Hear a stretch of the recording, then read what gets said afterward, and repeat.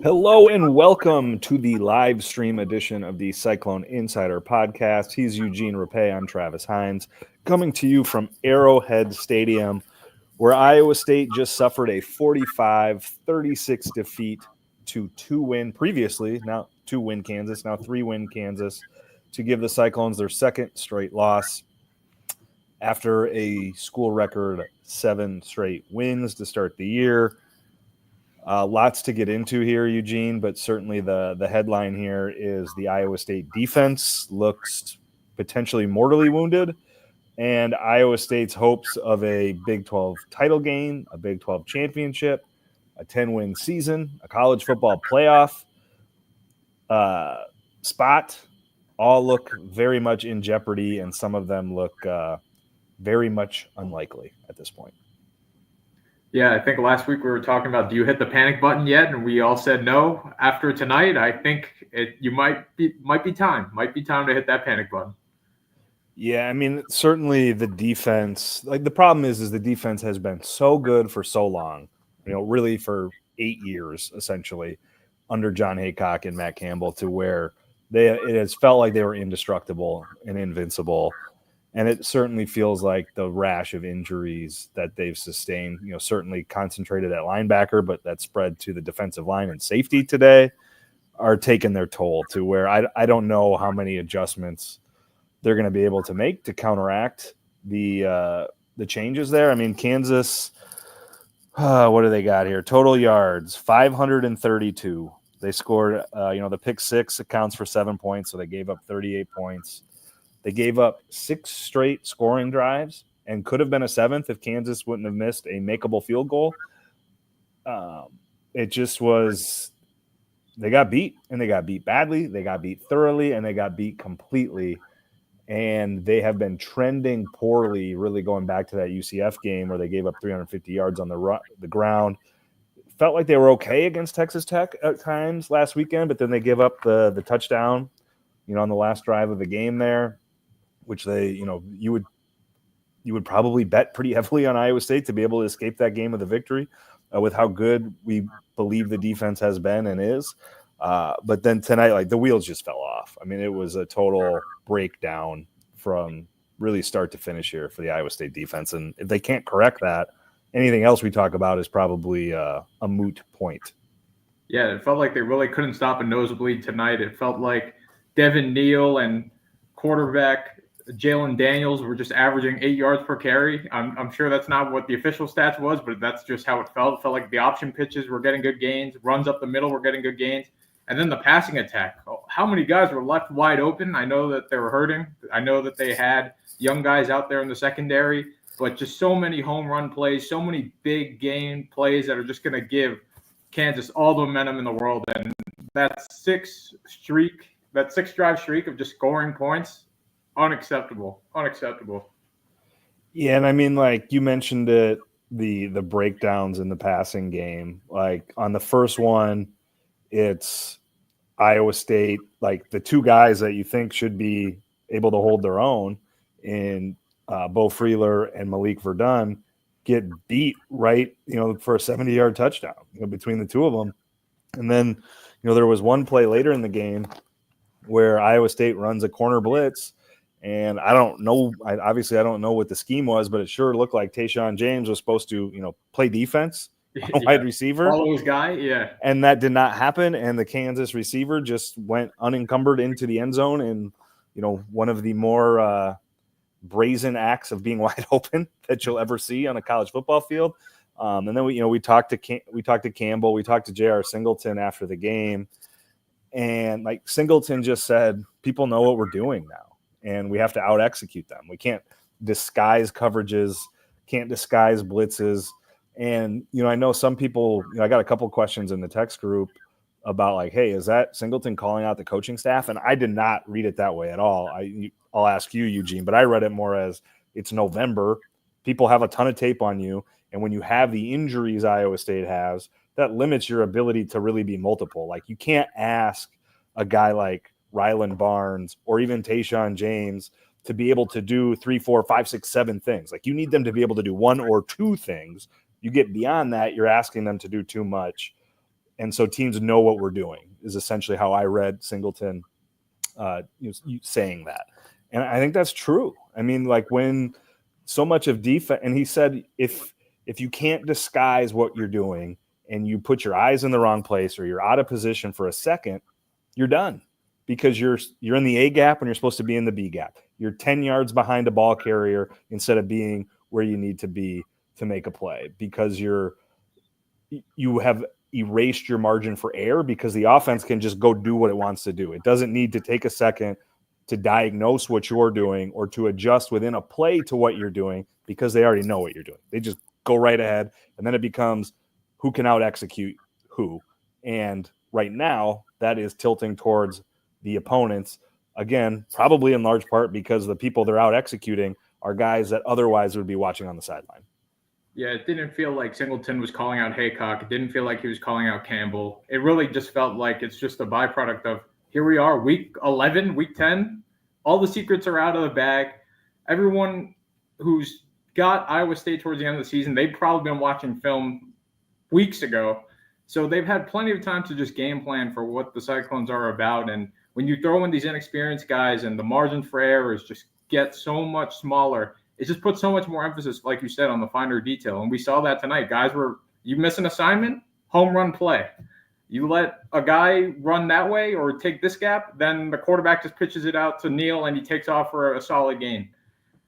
At this point, it felt like during that undefeated start, just the attention to detail, the execution that Iowa State showed was nearly flawless. There were times that they carried the offense. Nowadays, or now where we are at this point of the season, if they're going to start to give up these plays, it's not looking too hot for anything that the Cyclones want to accomplish down the line. Yeah, and Campbell talked about playing complementary football and playing complete team football. And when he says that in the context of what happened today, it means the offense has to help out the defense. Like we know the defense is battered. We know they're bruised. The offense has to help out the defense. And they go down and score on the opening drive. But then you look, the Iowa State commits 6 penalties for 37 yards. A lot of that was on the offense. There was, again, another rash of pre-snap penalties. Then Beck throws another pick six, which, again, they were behind at that time where they were probably pressing. So it's maybe a little bit out of character for Rocco. But, they lose by 9 points. And you throw a pick six. And the pick six was kind of the end of it, right? Like that put it to 45-28, I believe. Yeah. Like the game was essentially over there. You were in a big trouble before the pick six, but that ended things. So they're not getting, Rocco Beck misses a wide open Steve O'Klotz in the end zone for, on an 8-yard pass, essentially. Couldn't have been more wide open, and the throw couldn't have been more off. And those are just the things that kill you when you're already having to compensate for a defense that is in, is in much pain as it's in. And again, I think Rocco was mostly fine. What did he finish here? I am looking at there he goes. Yeah. 383, 3 touchdowns, and then the one back-breaking interception, the one back-breaking missed touchdown opportunity where Iowa State had to settle for 3 points there. So, again, a lot did not go right for Iowa State. Again, I don't know that in terms of hitting the panic button, I think you have to hit the panic button because another loss and you're cooked. But not all, this game was winnable despite all of that. It's just the avalanche of mistakes, the avalanche of injuries. It just feels like things are kind of starting to collapse in on Iowa State right now, and they've got to figure out a way to stop that, fortify things, and start building forward again, starting on Cincinnati because there's blood in the water right now. Cincinnati's going to be coming in looking for that game.